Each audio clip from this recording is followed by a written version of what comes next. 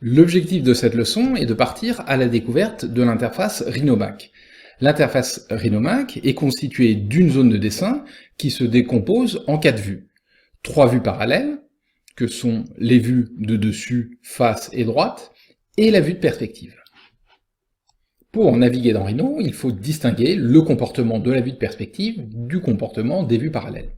Alors pour activer la vue de perspective, je clique dedans et le mot perspective s'encadre de bleu.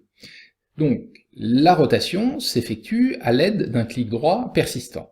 Ici, j'effectue donc une rotation de ma scène relative à ma caméra qui est fixe.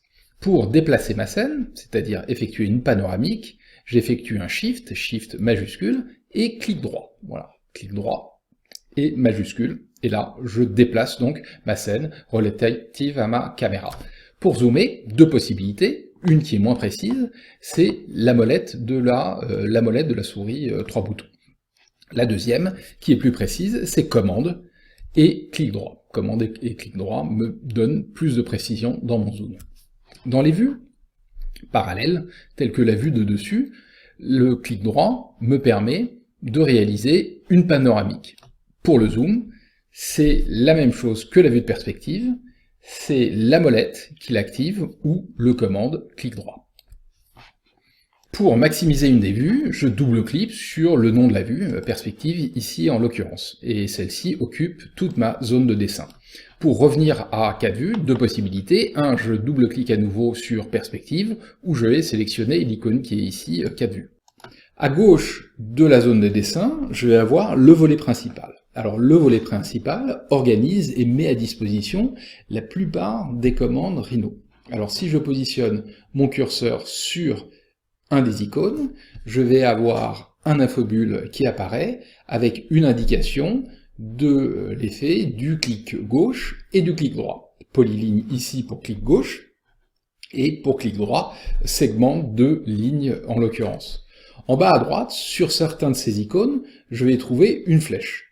Si je clique sur cette flèche, je vais avoir un menu déroulant, qui affiche donc l'ensemble des commandes qui sont affectées à cette icône. Il s'agit ici, en l'occurrence, des outils de création de lignes et de création de polylignes.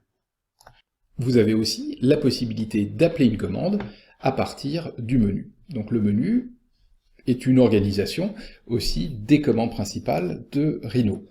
Si je vais dans le menu courbe, ici, je vais trouver l'ensemble des outils dans la partie supérieure du menu qui permettent la création de courbes. Dans la partie inférieure, je vais trouver les outils de modification de courbe.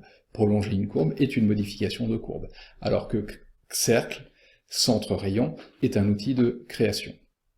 Donc, l'organisation en fait du menu est assez logique et suit le flux de modélisation. Je vais trouver ici les outils de création de courbes, donc ces courbes servent de base à la création de surface, qui sont assemblées pour former un solide.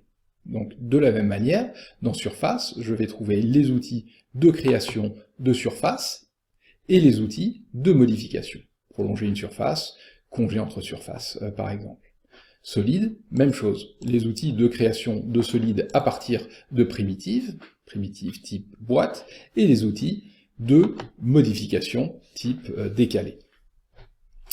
Le maillage est, dans Rhino, utilisé principalement dans Rhino 6 pour créer un fichier STL ou OBJ à partir d'une géométrie dessinée dans Rhino. Donc c'est une action qui est en général réalisée en fin de modélisation. Je vais trouver ces outils ici, donc, logiquement, après la création de solide. Les outils de mise en plan sont dans cette famille d'outils. Donc je vais trouver les cotes linéaires, la possibilité de coter un rayon, un diamètre, ou éventuellement de créer un dessin 2D, comme nous le verrons très certainement dans des exercices d'application. Les outils de transformation se trouvent organisés ici, avec le déplacement, la rotation, les mises à l'échelle. Beaucoup d'outils très puissants dans Rhino. Analyse met à disposition des outils qui permettent de mesurer des longueurs ou des distances, ou éventuellement afficher des courbures, voilà, sur nos géométries. Vous avez une troisième façon d'appeler une commande dans Rhino, c'est la ligne de commande. Donc dans la ligne de commande, si je tape LIG, ici, je vais avoir en haut toutes les commandes qui commencent par LIG. En bas, je vais avoir toutes les commandes qui contiennent les trois lettres LIG.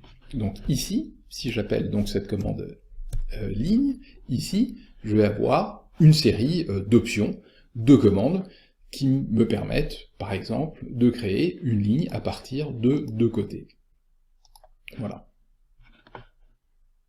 À droite, je vais trouver mes panneaux, à commencer par le panneau en haut à droite, qui est le panneau propriété. Donc une fois l'objet sélectionné, j'ai des informations ici sur les propriétés de cet objet. Il s'agit en l'occurrence d'une courbe ouverte, ici, qui est positionnée sur le calque défaut, et dont la couleur d'affichage est la couleur affectée au calque, qui est le noir, ici. En dessous, je vais avoir d'autres panneaux, dont le panneau calque. Alors le panneau calque permet l'organisation des géométries, éventuellement d'afficher ou de cacher certaines d'entre elles, de verrouiller tout un ensemble de géométries, de leur affecter une couleur d'affichage et éventuellement un matériau. Le parchemin permet de visualiser l'historique de commande. Donc ici, j'ai par exemple accès à la commande ligne qui a été appelée. Si je réalise une action type où j'appelle une commande d'analyse, et que j'obtiens un rayon, donc le rayon sera mis à disposition dans cette fenêtre. Je vais aussi trouver ici des plans de construction, et éventuellement des matériaux que je peux créer et venir affecter à mes géométries.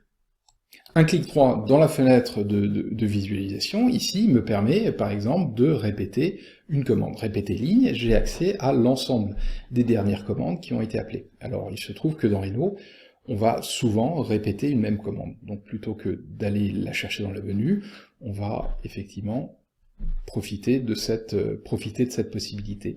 Pour rappeler une dernière commande, j'ai aussi la possibilité de faire entrée, donc voilà, taper sur la touche entrée, ou sur la barre d'espace. Barre d'espace et entrée, dans Rhino, s'apparente à la même action. Nous allons trouver ici, en haut de l'interface, en dessous des menus, des outils d'aide à la modélisation, dont notamment le magnétisme de la grille. Alors le magnétisme de la grille nous permet de créer des géométries en venant se caler sur la grille ou sur des incréments de grille. De la même manière, on va trouver des outils comme le manipulateur, ici, qui permettent effectivement des transformations de nos géométries. En bas à gauche, sous le volet principal, je vais trouver mes accroches aux objets. Alors les accroches aux objets sont utiles quand on veut créer ici une géométrie qui viendrait par exemple se caler en début de ligne, au milieu du segment déjà existant. Cette première leçon qui nous a permis de découvrir l'interface Rhino Mac se termine, et je vous donne rendez-vous dans la prochaine leçon.